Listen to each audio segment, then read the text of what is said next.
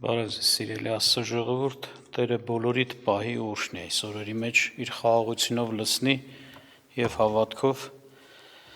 եւ օշնի, որպեսզի կարողանանք այդ խաղաղության մեջ լինելով մտածել Աստծո խոսքի վրա եւ աճել զորանալ։ Աստված մեզ օշնել է, առանձնացրել է, որպեսզի մենք լինենք այնպիսին, որ կապված անկախ ամեն իրավիճակից կարողանանք իրեն ծառայենք։ Այսօրվա խոսքը, որ ուզում եմ ձեզ հետ կիսվել, հետևյալն է օրենքի իշխանությունից ազատագրում։ Ես ուզում եմ դա ինչպես Սուրբ Գիրքն է ներկայացնում, ասենց ասած, ամուսնական կապով կնոջ եւ տղամարդու ամուսնական կապով կապվելու հետո օրինակով ներկայացնել։ Նախ ես կուզեմ հիշեցնեմ, ասենք Աստծո կամքն ու ծրագիրը մարդու համար, մարդու ընտանիք կազմելու ամուսին եւ կին հարաբերությունների հետ կապված, որտեղ իրականության մեջ դա այսպես է, ժողովուրդ ջան, Սուրբ Գրքի, ասենց ասած, բազմաթիվ բաներ, որ թեկուս դրված է կյանքի մեջ, հաստատված է, որ օրինակի համար ինչպիսին պիտի լինի ամուսինները, ինչպիսին պիտի լինի նրանց հարաբերությունը, փոխհարաբերությունը, այդ միասնությունը, ընտանիք կոչվածը։ Դրանք բոլորը պիտի ծառայեն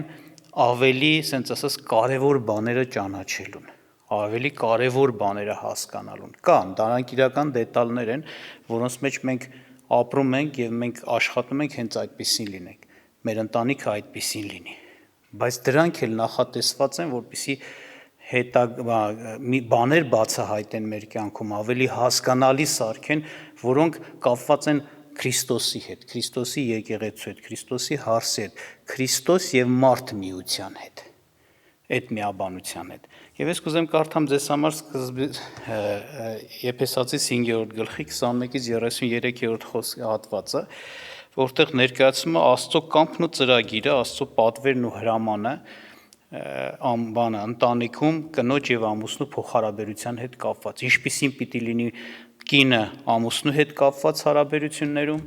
ինչպես է Աստծո կամքը, որ նա արդար է, որ նա իրավացին, որ նա ճիշտ է, որ նա բարին, որ վարմունքը, որ մոտեցումը։ Եվ ինչպես պիտի պահի ամուսինը իր կնոջ նկատմամբ, սա ես կհիշեցնեմ, բայց դրանց վրա շատ չեմ ծանրանա, որովհետև իմ նպատակս սա չի, որ այսօր դա բացատրեմ։ Նպատակս սա է, որ դա օրինակ վերցնելով ցույց տամ արդեն Քրիստոսի հետ մեկացած, ասենք ասած, ինչպես Պողոս առաքյալն ասում, հոգևոր ամուսնացած, նշանադրված մարդու եւ Քրիստոսի մեկության հարցը։ Եվ ասում է. իրար հնազանդ եղեք Աստծո վախով, կանայք հնազանդեցեք ձեր մարդկանց ինչպես Տիրոջը։ Մարդը կնոջ գլուխն է, ինչպես Քրիստոսն էլ եկեղեցու գլուխը, եւ ինքն է մարմնի փրկիչը։ Բայց ինչպես եկեղեցին հնազանդ է լինում Քրիստոսին, այնպես էլ կանայք, իրենց մարդկանց ամեն բանի մեջ։ Մարդիկ, սիրեցեք ձեր կանանց, ինչպես Քրիստոսն է սիրեց եկեղեցուն եւ իր անձը մատնեց նրա համար, որ նրան սրբացնե մաքրելով ջրի ավազանով խոսքով, որ իր առաջին փառավոր կանգնեցրե եկեղեցին, որ չունենա մի արատ կամ խորշոմություն կամ ուրիշ բաներ, որ սուրբ եւ անարատ լինի։ Այնպես էլ պետք է մարդիկ սիրեն իրենց կանանց, ինչպես իրենց մարմինները, ով որ իր կնոջը սիրում է, իրեն է սիրում։ Վասնզի ով որ ոչ ով իր անձը չի ատել, այլ կերակրում է եւ պահպանում է նրան, ինչպես Տերն էլ եկեղեցին, որտեղ նրա մարմնի անդամներն ենք, նրա մարմնից եւ նրա ոսկորներից։ Սրա համար մարդը կթողե իր հորը եւ մորը եւ իր կնկանը կհարե, եւ երկուսը մեկ մարմին կլինեն։ Այս խորհուրդը մեծ է, բայց ես Քրիստոսի եւ եկեղեցու վրա եմ ասում։ Սակայն դուք էլ ամեն մեկը իր կնկան թող այնպես սիրե, ինչպես իր անձը, եւ կինը վախենա իր մարդից։ Ուրեմն տեսանք հիմնական շեշտադրումը։ Նայեք, ներկայացում է մի միասնության օրինակ Քրիստոսի եւ իր եկեղեցու միասնությունը։ Քրիստոսը որպես ամուսին, կարելի է այսպես ասել, եկեղեցին նրա հարսը, եկեղեցին նրա կինը։ Եվ ներկայացնում է ինչպես է Քրիստոսը վերաբերվում իր եկեղեցուն, այդպես թող վերաբերվեն, այդ օրինակը առնելով թող վերաբերվեն մարդիկ իրենց կանանց։ Սա է, ասենք ասած, Աստծո ընտանեկան մոդելի փոխհարաբերությունը։ Տղամարդ եւ կին տղամարդը պիտի, ինչպես է ստեղագրված հիմնականում, սիրի իր կնոջը, խնամք տանի իր կնոջը, առաջնորդի, ղեկավարի իր տունը իր կնոջը։ Նա պիտի լինի ասենց խնամք տանող, սիրող եւ նաեւ գլուխ, առաջնորդ։ Եվ դա ներկայացվում է հենց եկեղեցու Քրիստոսի փոխհարաբերության օրինակով։ Քրիստոսն է այդպիսին, սիրում է իր հարս եկեղեցին իր կնոջը, նրա համար խնամք է տանում, նրա համար կյանք դրեց, նրան սրբում է խոսքով, մաքրում է ամեն օր, հոգ է տանում նրա համար, նրան պաշտպանում է եւ նրան ղեկավար ու առաջնորդ է, գլուխ է, առաջնորդում է, այսպես է։ Իսկ կանանց համար, որ տեսնում եք, հիմնական պատվերը սա էր, հնազանդվեն կատարելապես իրենց ամուսիններին ամեն ինչում եւ վախենան նրանից։ Նրա հետ միաբան կյանք ունենան, իրենց ամուսինների հետ մեկացած ամեն ինչում, բայց օգնականի դերում, հնազանդվողի դերում, լսողի դերում, այսինքն նախաձեռնողը, առաջնորդողը, ղեկավարը ամուսինն է, կինը պիտի լսի, հնազանդվի եւ կինը պիտի վախենա իր ամուսնուց, ինչպես է ստեղ ասում Սուրբ Գիրքը։ Եվ այսպիսի մի բան ասեց, եթե ուշադրություն դարձրիք, բերվեց այն խոսքը, որ հենց առաջի մարդու ստեղծման ժամանակ Ադամի Եվայի արդեն ստեղծման ժամանակ ասվեց, եւ մարդը կթողնի իր հորն ու մորը եւ իր կնոջը կհարի եւ նրանք կլինեն ինչ, մեկ մարմին, մեկ կյանքի տեր։ Եվ սա ասեց ասում եմ Քրիստո բանը, այս խորհուրդը մեծ է, բայց ես Քրիստոսի եւ եկեղեցի վրա եմ ասում, այո։ Որմս սա Աստծո ուզած ընտանիքի մոդելն է, փոխհարաբերություն, որը հենց Տիրոջը սա է հաճելի եւ սա արդար է եւ սա բարի է, որտեղ այս մոդելը խախտվում է, որմս այնտեղ ասենց ասած բարին կառուցելու, բարի ընթացք ունենալու վիճակն է խախտվում։ Բայց ես կուզեմ հիշեցնել հետեւյալը Սուրբ Գրքից, Հռոմեացիս 7-րդ գլխում, ճիշտ է, գուցե մի փոքր հեռվանում է այդտեղ, բայց ամենայն դեպս էլի ներկայացվում է Պողոս առաքյալը հետաքրքիր ձևով է ներկայացնում մարդու եւ օրենքի միասնությունը, կապը եւ այնուհետեւ նաեւ մարդու եւ Քրիստոսի միասնության կապը։ Նախ սա է ներկայացում, կարդամ ձեզ համար Հռոմեացիս 7-րդ գլուխ 1-ից 6 խոսքերը։ Կամ չգիտեք, եղբայր, որովհետև օրենք գիտոցողների հետ եմ խոսում, որ օրենքը մարդի վրա տիրում է, քանի որ նա կենդանի է։ Որտեղ մարդ ունեցող կնիկը իր կենդանի մարդի հետ կապված է օրենքով, բայց եթե մարդը մեռնի, մարդի օրենքից արձակված է։ Ուրեմն, քանի որ մարդը կենդանի է, նա շնացող է կոչվում, եթե ուրիշ մարդի գնա։ Բայց եթե մարդը մեռնի, օրենքից ազատ է, որ շնացող չլինի, եթե ուրիշ մարդի գնա։ Այնպես էլ եղբայրք, դուք Քրիստոսի մարմնով մեռակ օրենքին, որ ուրիշինը լինեք, նրանը, որ մեռելների միջից հարություն է առել, որ պտուղ բերեք Աստծուն։ Որտև քանի որ մարմնով եք, մեղքերի կիրքերը, որ օրենքով են, զորանում են մեր անդամներում, որ մենք պտուղ բերենք մահին։ Բայց հիմա արձակվեցանք օրենքից մեռնելով նրան, որով բռնված ենք, որպիսի հոգու նորոգությունով ծառայենք ոչ թե գրի հնությունով։ Որմս ուշադրություն դարձրեցիք, ինչ խոսվեց, ներկայացվեց հետևյալ իրականությունը, ասենց մի փոխաբերական իմաստով ներկայացված ամուսին եւ կին հարաբերություն ներկայացվեց մարդու եւ օրենքի կապվածությունը։ Մարդը որպես ցանկացած մարդ նկատի ունենք, ադամական մարդ, որպես կնոջ դերում օրենքը անձնավորվեց, կարելի այսպես ասել, անձի ձևով ներկայացվեց որպես ամուսնու դերում։ Եվ ասեց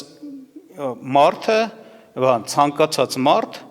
կապված է օրենքի հետ եւ դա նմանեցրեց ամուսնական կյանքին, որ ցանկացած կին, եթե ամուսնացել է, մարդու է գնացել, նա կապված է իր մարդու հետ եւ նա, այսպես ասեմ, պարտավոր է իր մարդու հետ վարվի ճիշտ, այնպես ինչպես ոնց որ ասած արդարացի է, ինչպես ասած հնազանդվի եւ կատարի նրա կամքը եւ լսի նրան։ Եվ այստեղ տեսնում ենք ներկայացնում է, որ մարդը օրենքի տակ է, այսինքն մարդը, գիտեք, բարոյական ազնվոր էակա ստեղծված, օրինակ նա ուրիշ ստեղծագործությունների մեջ օրինակ կենդանիների նման չէ, որ նրանց համար ինչ օրենք տնես, որ ոչ բանականություն ունեն, անասուն են, այսինքն ասուն չեն, խոսող չեն եւ հասկացող չեն եւ անց չեն, կամք ու ընտրություն չունեն, ենթագիտակցական ինչ որ ասենք մակարդակով ինչ որ մի բաներ կարող ճիշտ է իրանք անում են, բայց նրանց համար չկա օրենք, իմաստ չունի, նրանք ասենք ասած բարոյական էակներ չեն այն առումով, որ հասկանան, գիտակցեն եւ նրանցից բարոյականություն պահանջի, արդարություն պահանջի, ճշտություն պահանջի, սրբություն պահանջվի, բարություն, մաքրություն պահանջվի, անիմաստ է։ Դա պիտի պահանջվի նրանից, ով հասկացող է, գիտակցող է, անձը, ընտրելու կարողություն ու հնարավորություն ունի, այսպես։ Եվ այդ պահանջները արդարացի պահանջներ մենք գիտենք, որովհետև դա Աստծո օրենքն է։ Աստծո օրենքը գիտեք դուք։ Դա արդարացված է ամեն ինչում, այն առումով, որ ինչ որ պահանջում է ճիշտ է, արդար է, բարի է եւ սուրբ է։ Դա բնույթն է այդպիսին է այդպիսին։ Եվ մարդը լինելով մարդ, կարելի ասել ծնվելով այս աշխարհ գալով ինքը որպես բարոյական էակ արդեն այդ պահանջների ներքո է։ Այդ պահանջները իրանից պահանջվելու են, օրենքի պահանջները մարդուց պահանջվում են, դրանք ճիշտ պահանջվել են սուրբ ու արդար, ինչպես ասեցի։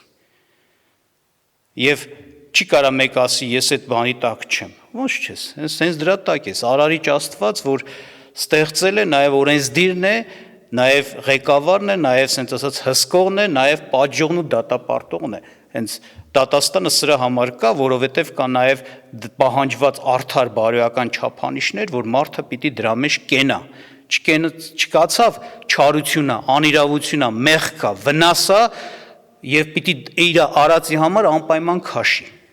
Եթե մարդը օրենքի տակ չգտնվեր, գուցե նաև չկարողանա, ասենց ասած, դատելու իմաստ չունենար, ասենց ասեմ, որովհետև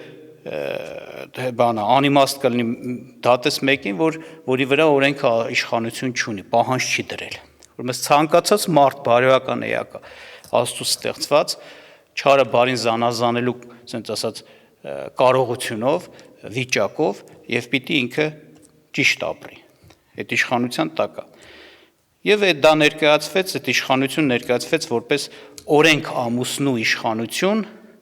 կին մարդու վրա, մարդ ցանկացած մարդ նկատի ունենք։ Եվ ինչ է այստեղ ներկայացվում, ասում է, սա է վիճակը իրականության մեջ, այս օրենք ամուսինը ինքը չար բան, վատ բան չի պահանջում իր կնոջից, մարդուց, մարդուց, որի վրա իշխանություն է, չար բան չի պահանջում, իր պահանջները ճիշտ են, կարդացեք Աստծո տասնաբանյա օրենքը իրավունք ու արդարություն են, ճիշտ են, բարի են, և չի կարող օրինակի համար կինը բողոքի ասի, ես ինձ սխալ բաներ է պահանջում, ես ինձ ասենք ծայրահեղություններ, վատ բաներ, անիրավություն, չի կարող, իրանից պահանջվածը ճշմարիտ ու արդար են։ Բայց ամբողջ հարցը էս է, որ մարդը, ադամական մարդը մի այնպիսի վիճակի մեջ է, որ իր վիճակը, իր ասենց ասած էությունը, բնույթը, բնավորությունը, իր կարողությունները անհամապատասխան են այդ իր ամուսին օրենքի պահանջներին։ Օրենքը սուրբ ու բարի է, մարդը իր էությունով, ներքնաշխարհով, իր բնույթով ու բնավորությունով Սուրբ Գիրքը ներկայացնում է եւ դա ճշմարիտ է, չար է։ Մեղանչական է, այսինքն նա հակում ունի դեպի վատ բանը եւ իր համար, ասենց ասած, անհնարին է դժվար կատարել բարին, այն որ իրանից պահանջվում է։ Իրականության մեջ օրենքի իշխանության տակ գտնվել այդ սա է նշանակում, որ պահանջը կա, դու պիտի կատարես։ Եվ մարդիկ այդ իշխանության տակ են։ Ոնց որ ամուսնացել ես, վերջ ամուսնուդ կամքը պիտի կատարես, ինքն էլ ընես չի, որ վատ բաներ, սխալ բաներ է պահանջում, դու էլ պետք է ասես չեմ անի։ Ես արելու պահանջ, ոնց որ պահանջելու բան է կամ անելու բան է, որ անեմ։ Չէ, ճիշտ է պահանջում։ Բայց ի՞նչն է հարցը։ Մարդու անկարողությունը, ստեղ ինչ է խնդիրը, որ չի կարողանում անել Աստծո պահանջները, օրենքի պահանջները, եւ իր անկարողությունը, եւ այստեղ այս բանը կա։ Այդ ամուսինը պահանջող է եւ չխառնվող այն առումով, որ նա չի որևէ կերպ օգնում, ձեռք մեկնում։ Օրենքա դա, կարելի ասել, գիրը, գրվածքա։ Այսպես նա մենակ կողքը քաշված, ասենց ասես նայում է, դու ոնց կդվարվես իր պահանջների հետ։ կանես չես անի, դա քո գործն է, կարաս չես կարա, դա քո գործն է, ինքը ոչ մի կերպ չի խառնվում եւ ցենց ասած չի միջամտնում եւ չի օգնում, որպեսի դու անես։ Ուժ, զորություն, օգնություն չկա։ Պահանջը դրված է, արդար պահանջը, արա։ Այսպես է։ Եվ մարդն էլ այդ պահանջի համապատասխան ուզում է անի, ուզում է բավարարի գոհացնի, ոնց որ ասած այդ ամուսնու ուզածը, բայց չի կարողանում, որտեղ վիճակի չի։ Իր բնույթով, էությունով Սուրբ Գիրքը ասում է մարդը մեղանչական է, այսինքն իր հակումները, ցանկությունները դեպի մեղքն են։ Երբ որ ինքը կամենում է արդարություն գործել, Հռոմեացիս 7-ում բացահայտում է, ինքը բացահայտում է մի իրականություն, ինքը անկարող է, ինքը ուժ չունի, ինքը գերված է, ասենց ասած այն ուժերի կողմից մեղքի գերության մեջ է, որ իրան գերություն բերում է նրան, որ ինքը չի կարող արդարություն գործել, այլ գործում է մեղք ու անիրավություն։ Մնալով այդ իշխանության տակ մարդը դատապարտված է պատժի, հավիտենական դատաստանի, մեղանչում է, չի կարողանում կատարել պահանջը եւ մահվան է դատապարտվելու։ Եվ եթե մնա այդ պահանջների իշխանության տակ, ինքը անպայման վերջիվերջո է իր ապագան։ Սրա համար բնական է ազատագրումը էսա, դուրս գա, այսինքն փրկությունը էսա, դուրս գալ այդ պահանջների իշխանությունից եւ ինչպես դա պիտի լինի, Պողոս առաքյալը մի օրինակ է ներկայացնում ընտանեկան կյանքից, ամուսին կին հարաբերական, ասում է, եթե մարդը կինը կապված է ամուսնու հետ, ամուսնական կապով, նա չի կարող թողնի իր ամուսնու եւ ուղակի հելնի գնա ուրիշի հետ միանա, ասի դու լավ ամուսին չես օրինակի համար, դա չի արդարացնում։ Մանավանդ որ ամուսինը լավ սխալ բաներ չի պահանջում, օրենքը սխալ բաներ չի պահանջում։ Չի արդարացնի իրան ոչ մի ձևի եւ դա դատապարտելի ասма շնություն է կոչվում։ Երբ այդ կապը կարա քանդվի, երբ այդ իշխանությունից այդ պահանջներից կարա ինքը դուրս գա, ասում երբ որ մեռնի։ Այդպես է առօրյա կյանքում, երբ որ կինը ամուսին ունի, ինքը ազատ չի, ինքը հնազանդության դերում է եւ պիտի լսի։ Ամուսինը իշխում է իր կնոջ վրա, գլուխ է, բայց հենց որ ամուսինը մահացավ, ինքը ազատ է։ Այդ իշխանությունից ազատում է, այդ ամուսինը էլ չի կարող իշխի, որտեղ մահանում է։ Բայց ինչ է կատարում։ Օրենքը, որ ներկայացված է այստեղ ամուսին երբեք չի մեռնում։ Օրենքը հավիտենական է։ Օրենքը դա Աստծո օրենքը, հավիտենական է, որովհետև նա իրավունքի եւ արդարության, ասենց ասած, չափանիշն է, որտեղ երևում է իրավունքն ու արդարությունը որն է, եւ մեղքը որն է, նրանով է բացահայտվում, եւ այդ իրավունքի հարցը հավիտյան Աստծո թագավորության մեջ էլ ամեն ժամանակ, ասենց ասած, դա պահանջված հարց է, դա երբեք չի կարող մեջտեղից դուրս գալ, ել դրա մասին չխոսվի կամ չպահանջվի։ Եվ հետևաբար այստեղ Պողոս էսա ներկայացնում, կինը պետք է մահանա, կինը հենց մեռնելով դուրս կգա իր ամուսնու, ոչ թե ամուսնի չմեռնող է, ինքը պիտի կինը մահանա։ Եվ որ նայում եք այս առաջի ամուսնության մեջ, որ ներկայացվում է առողջի կապի մեջ, ոնց որ մարդ եւ օրենք։ Այստեղ սիրո բան չկա, միասնություն չկա, այսինքն այս ընտանիքի մոդելը Աստծո ուզած մոդելը չի, ուշադիր եղեք։ Աստծո ուզած մոդելը մենք կարդացինք, ամուսինը սիրի իր կնոջը, չէ՞։ Ամուսինը խնամք տանի իր կնոջ համար, ամուսինը օգնի իր կնոջը, ամուսինը սրբի, զորացնի, չէ՞, ինչպես Քրիստոս ասում է իր եկեղեցուն։ Իսկ այս մոդելի մեջ, այս որ ես ներկայացրեցի, օրենք եւ մարդ, այս ամուսնական, ընտանեկան sense միասնությունը ամուսնական, սա մեջ էդի չի գործում, չկա այդ սերը։ Պահանջ կա, ճիշտ պահանջ, արդարացի պահանջ եւ ոչ ավելին։ Ոչ խնամք, ոչ օգնություն, այն առումով, որ կարողանա կատարի մարդ էլի, այս առումով, հա, չկա, այսինքն կա ավելի շատ, այո, հնազանդվելու ցանկություն, բայց վախից ազդված, որովհետև հեսա հանկարծ չարեց, վերջ կմեռնի, որովհետև գիտեք, բանը, օրենքը բացահայտում է մեղքը, եթե մարդը չի կատարում օրենքը ցույցատալն, որ մեղ գործես, մեղ գործողն էլ մահվանի արժանի։ Իսկ այս մոդելի մեջ չկա Աստծո ուզած այն դրվածները, ինչպես ասեցի։ ամուսնու կողմից սեր, խնամք եւ կնոջ կողմից էլ հնազանդություն էլ չկա, որովհետեւ չէր կարող հնազանդվի։ Եթե անգամ ցանկանում է վիզա դնում, sense ասած, ուժա գործադրում, մեկը վերջը բացահայտվում է, որ ինքը չի կարող այդ սուրբ բարի պահանջները կատարի, որտեղ ինքը իր, ինչպես ասվեց, իր էությունով, ներքնաշխարհով դրան հակառակ մի սիրտ ու վիճակ ունի, բնույթ ունի, մեղքին գերի մարդ։ Բնական այսի Աստծուն չի բավարարում, Տիրոջը չի բավարարում, հետևաբար նրանք, ովքեր մտածում են օրինակի համար մնան օրենքի տակ, այսինքն մտածում են կատարենք եւ փրկվենք Աստծո օրենքը, այդ ճանապարհով փրկվենք, այսպես նախ չեն կարող փրկվել, երկրորդն էլ այդպիսի միաբանությունը Աստծուն, ոնց որ ասած, այդպիսի միաբան կյանքը համ չի ստացվի, համ էլ Տիրոջ ուզածը չի։ Այդտեղ չկա սեր, չկա սիրո հաղորդակցություն, օգնություն, իրար համար խնամ քաշել։ Բայց ինչ է Պողոս ներկայացնում։ Աստված լուծեց այս հարցը։ Ինչպես ասեցի, օրենքը չէր մեռնում, որտեղ նա հավիտենական է, դա Աստծո օրենք է, իրավացի արդարացի պահանջները երբեք չեն փոխվելու։ Նա արդար է եւ պիտի մնան։ Երկրորդ բանը, պիտի հետաբար այդ կապը քանդվի, որպեսզի ամուսնական կապը քանդվի եւ ազատվի կինը այդ օրենք ամուսնոց, պիտի կինը մահանա։ Եվ կնոջ մահը իրականացրեց Աստված։ Այսինքն կինը նկատի ունենք մարդը, ինչպես խոսացինք, Ադամական մարդը։ Եվ Պողոսը այսպես ներկայացրեց, նայեք, ասեց, այսպես էլ եղբայրք,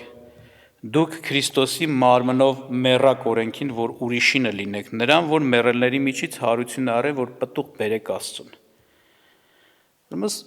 Դուք մեռակ, բայց ինչպես մեռակ։ Մարդը ուղղակի եթե այդ վիճակով իր այդ ոնց որ ասած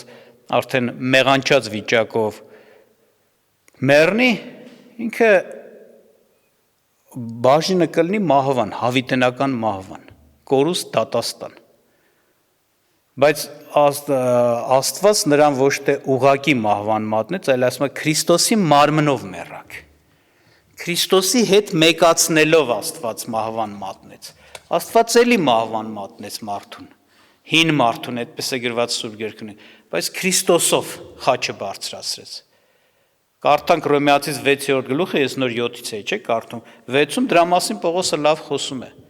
Ձեր հին մարդը Քրիստոսով խաչը բարձրացավ, որովհետեւ մեղքի մարմինը խափանվի եւ դուք այլևս չծառայեք մեղքին։ Աստված մեկացրեց մեզ Քրիստոսի հետ խաչի մեջ մեր հին մարդը, ոչ թե ֆիզիկական մարմինը։ Մեր ոնց որ ասած էությունը, ներքնաշխարհը, որ հին մարդ էր կոչվում, բնույթը, մեղանչական այդ մարմին կոչվածը։ Եվ Քրիստոսի հետ մահվան դատապարտեց։ Եվ այն, որ կապված էր օրենքի հետ, մահվանով քանդվեց։ Այսինքն արդեն մարդը պարտականություն չի վերցնում օրենքի հետ կապված, որ օրենքի ասասները կատարի, որտեղ իր ամուսին էլ օրենքը չի, բայց ինչ արեց Աստված չթողեց, որ մարդը մեռած մնա Քրիստոսի մարմնում, մենակ մահը ճաշակի։ Աստված նաև ինչ արեց, կենթանացրեց, մահվան մատնեց Քրիստոսի հետ, նաև հարություն տվեց Քրիստոսի հետ։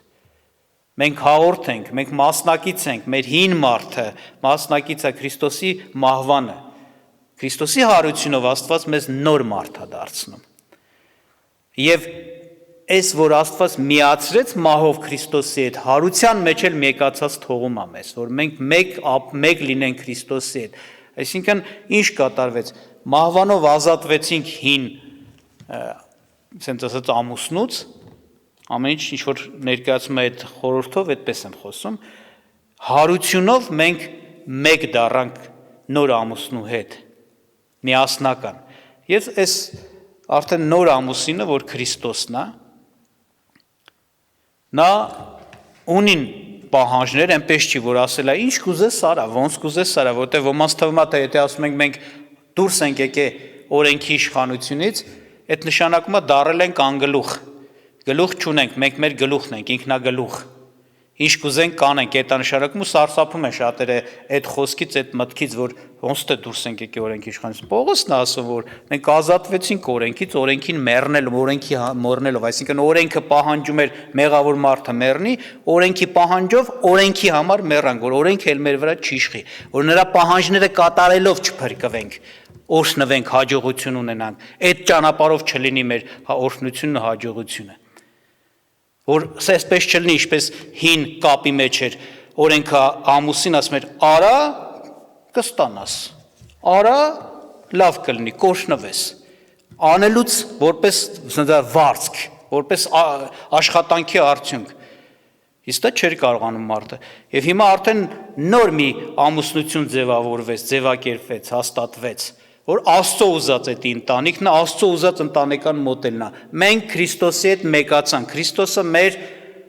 ամուսինը, մենք նրա հարսը, կինը, ընդհանուր վերցրած եկեղեցին եւ անհատապես վերցրած ամեն մեկս։ Այսպես։ Եվ այս ամուսնական կապի մեջ Աստված էլի Քրիստոսը ամուսինը էլի խիստ ամուսին է, այն առումով, որ ունի կոնկրետ արդարության, սրբության պահանջներ, անգամ ավելին պահանջում է, քան թե օրենքը։ Այն ինչ որ օրենքն էր պահանջում, Տերը եկավ ավելի բաներ ասեց։ Թե այն ժամանակ ասում են, եթե դու օրինակ համար մեկին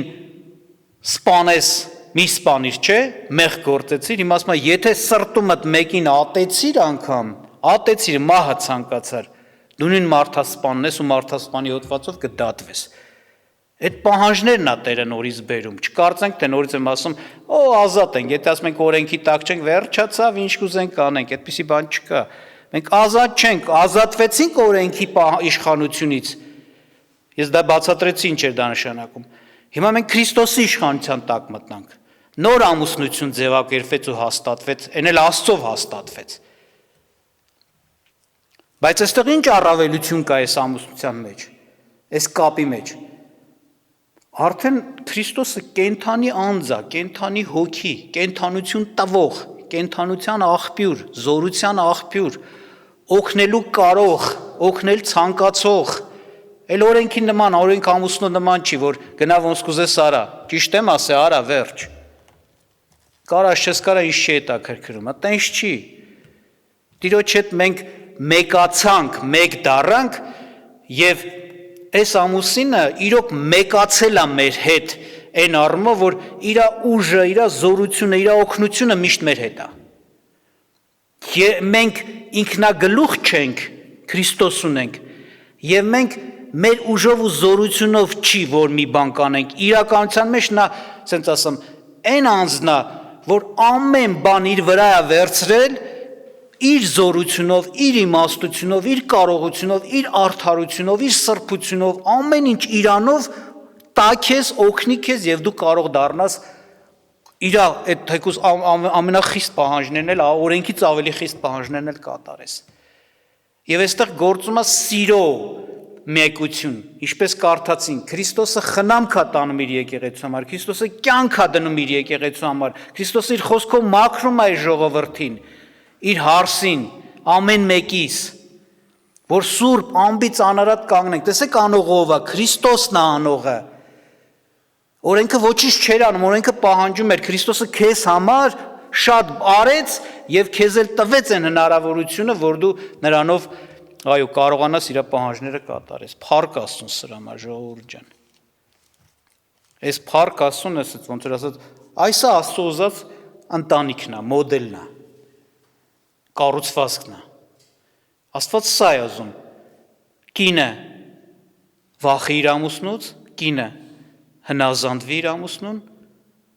ինչպես ասացինք, մենք պիտի վախենք Քրիստոսից, այո, եւ պիտի ընտրենք, հնազանդվենք, մենք պիտի ինքնագլուխ ոչինչ չանենք, անգամ այն բարի բանն էլ որ կա, մենք չմտածենք, մենք մեզանով անենք։ Ամեն ինչ հաշիվ տալով, ամեն ինչ ներկայացնելով եւ ամեն ինչի համար իր մեր հետ լինելը խնդրելով։ Տեր, դու պիտի տաս։ Դու իմ գլուխն ես, դու իմ ուժի աղբյուրն ես, դու իմ զորության աղբյուրն ես։ Սուրբ Գիրքը ասում է, զորացեք Տիրոջ զորության կարողությունով, Տիրոջ զորության կարողությունով, քո չէ, քոժով ոչինչ մի արա, քոժով անել ինքնագլխություն է, Քո ժողարեցիր Քրիստոս քո հետ չի։ Դու մենակ ես։ Այդ ի՞նչ կինա, որ մենակ ելելա ինչ որ բան անում, որ իր ամուսնուն անարգելա։ Պիտի չանարգի։ Պիտի լսի, պիտի նազանդվի, այդ է նշանակում։ Անկամ բարի բան էլ մտածես անես, առանց Տիրոջ պիտի չանես, առանց քո գլխի, քո ամուսնու, միասին պիտի ամեն ինչ արվի։ Եվ պիտի հավատա մարդը այս միասնության մեջ Քրիստոսի դերին ու նշանակությանը, որ նա այդպիսին է իր համար, եւ պիտի հնազանդվի հենց ամեն ինչում, ամեն քայլերում, խորհուրդներում, ծրագրերում իր ամուսնու հետ միասնական անի եւ վստահ լինի։ Ամուսինը հենց սրա համար է իր գլխին հիմա, որ ոչ միայն պահանջի, այլ իր հետ լինի, իրեն օգնի, իրեն զորացնի ու հնարավոր դարձնի այն անհնարինը, որ առաջ չէր կարողանում։ Հանկարծ ինքնագլուխություն չանեք։ Հանկարծ նորից ձեր ուժով, ձեր զորությունով ոչինչ չանեք։ Ամեն ինչ Քրիստոսին աղոթելով, խնդրելով եւ հավատալով նրա այդ մեկության մեջ գործեցեք։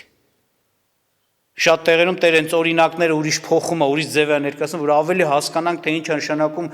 Քրիստոսի հետ խաչով անցած լինել, այսինքն մեռան Քրիստոսի հետ մեր հին մարդը եւ հարություն առանք որպես նոր մարդ Քրիստոսի հետ մեկացած մարդ, մեկ կյանքի Տեր մարդ, մենք մեկ կյանք պետք է ունենանք Հիսուսի հետ։ Չի կարող սխալ է եւ ցենց ասած կոպիտ ասեմ շնությունը անգամ դառնում են ժամանակ, երբ որ քո կյանքը ուրիշ է, Քրիստոսինը ուրիշ է, այսինքն դու ինքնագլուխ բաների մեջ ես եթում։ Անկամ եթե բարի բան ես մտածել ինքնուրույն առանց Տիրոջ զորության, առանց Տիրոջ օգնության, առանց քո ամուսնու չի կարելի, սխալ է սա։ Մեկ կյանք, մեկացած կյանք։ Տերը օրինակներ է բերում, տեղ կասում է, ես խաղողի վազն եմ, դուք խաղողի ճյուղն եք։ Տեսեք ինչքան սերտաճած, մեկացած են իրար հետ, չէ՞։ Բայց ամեն մեկը իր դերում նշանակությունում խաղողի վազը ամբողջ այդ դժվար աշխատանքը իրականացնում է, հողից այդ ամեն ինչը վերցնում է, փոխակերպում է այդ կենսանյութին, որ կյանքի զորություն կարա տա ճյուղին, հաղորդում է ճյուղին, ճյուղը վերցնում է ու ճյուղն է պտուղ բերում։ Վազը չի բերում, այն քոք, ասենց ասած, բանը արմատներն ու բաները պտուղ չեն բերում, դրա վրա պտուղ չեք գտնի, ճյուղի վրա է պտուղը գալիս, բայց ճյուղը որպեսզի պտուղ տա, այդ ամբողջ աշխատանքը վազը կատարում է։ Տերը հենց այդպիսին է մեր համար, որպես ամուսին։ Նա մենակ արդեն պահանջող չի։ Պահանջում է, այո, ինչպես ասեցինք, բայց մենակ պահանջող չի։ Այդ պահանջը կատարելու համար ամեն բան անում է քեզ համար։ Քո փոխարեն չի անում, բայց քեզ համար է անում։ Ճյուղը ինքն է պտուղ բերում, ճյուղի վրա է պտուղ գալիս, բայց ինքն իրենից չի բերում։ Ուրեմն թող Տերը օրհնի, արդեն սա նորից եմ ասում, սիրո, համերաշխության, ասենց իրար հասկանալու,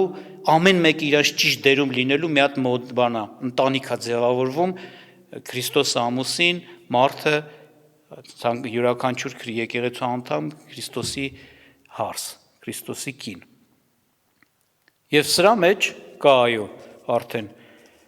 հաջողություն եւ սրա մեջ կա Աստծո օրհնություն, որովհետեւ հաստատվեց Աստծո ուզած ընտանիքը, Աստծո ուզած մոդել ընտանեկան։ Եվ սա է, որ այսպես է լինում մեր, այո, ազատագրվելը օրենքի իշխանությունից եւ այսպես ենք մենք դառնում Քրիստոսի հետ մեկացած կյանքի տեր։ Մեկ ընտանիք Քրիստոսի հետ, ինչպես էստեղ ներկայացված է։ Տերը մեզ օրհնի, մենք սա հասկանանք, գիտակցենք, սա մեզ օգնում է, որպեսզի սա հասկանանք, որ մենք պիտի ազատվենք անպայման օրենքի ամուսնու իշխանությունից։ Եվ ցույց տրվեց, թե ինչ ճանապարհով,